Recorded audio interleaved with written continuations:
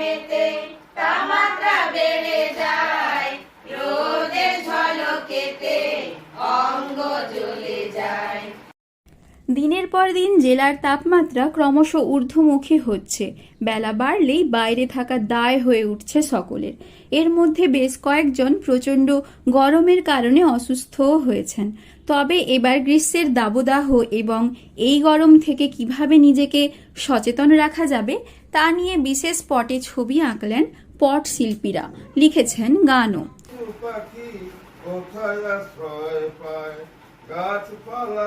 মানুষকে সচেতন করতে তাদের এই বিশেষ ভাবনা। পশ্চিম মেদিনীপুরের পিংলার নয়াগ্রাম বিখ্যাত পট শিল্পের জন্য। এই গ্রামের সকলেই যুক্ত পট শিল্পে। বিভিন্ন সময় সামাজিক কিংবা নানান সচেতনতামূলক ছবি এঁকে মানুষের কাছে পৌঁছন তারা। বিভিন্ন বিষয় সম্পর্কে ধারণা কিংবা বিভিন্ন সময় সাধারণ মানুষকে সচেতন করেন পটে ছবি এঁকে।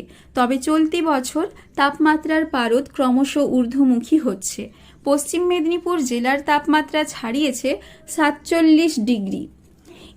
তাই এই প্রচণ্ড দাবদাহে নিজেকে সুস্থ রাখতে কী নিয়ম মানা জরুরি, কিভাবে থাকতে হবে সকলকে, সেসবের বিস্তারিত ছবি এঁকে মানুষকে সচেতন করছেন পট শিল্পীরা।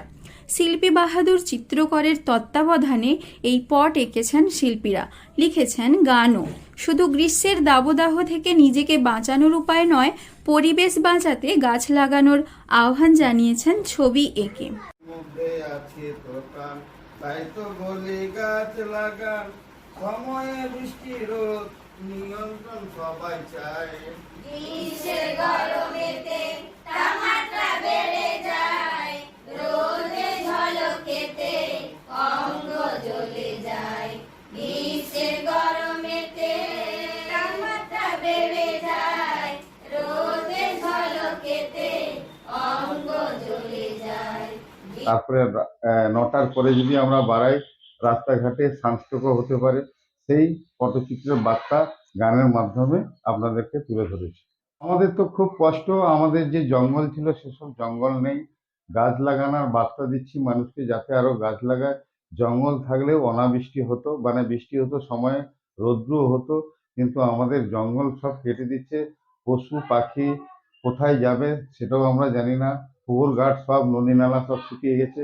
এই রকম পটচিত্রের বার্তা আমরা সবাইকে দিচ্ছি যাতে মানুষ সচেতন হয়।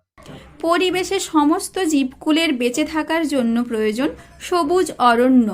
সেই সবুজ অরণ্য বাঁচিয়ে রাখার আবেদন জানিয়েছেন শিল্পীরা।